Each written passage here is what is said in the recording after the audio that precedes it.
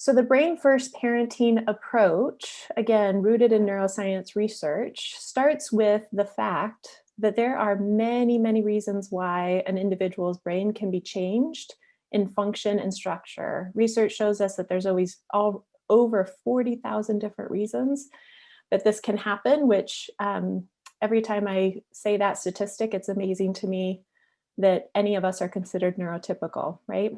So there's lots of reasons why the brain can be changed in function and structure. Physical changes to the brain impacts the way that it functions. That only makes sense. Behaviors are oftentimes the only symptoms.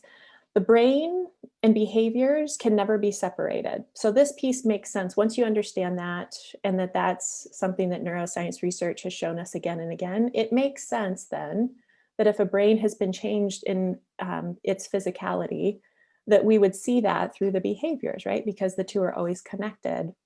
What's tricky, and you all know this better than anyone, is that oftentimes, not all the time, but many times, our kids look what society considers neurotypical, right? And so those behavioral symptoms, those challenging behaviors, are misinterpreted, misunderstood, and they are incredibly vulnerable for misunderstanding, right? That connection isn't always clear to everybody else.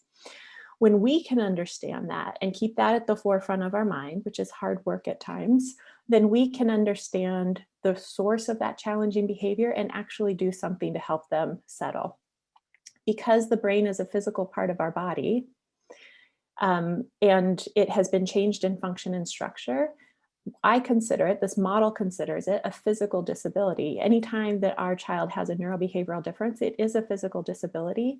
And what would we do for any other child who has a physical disability? We would provide them with accommodations, right?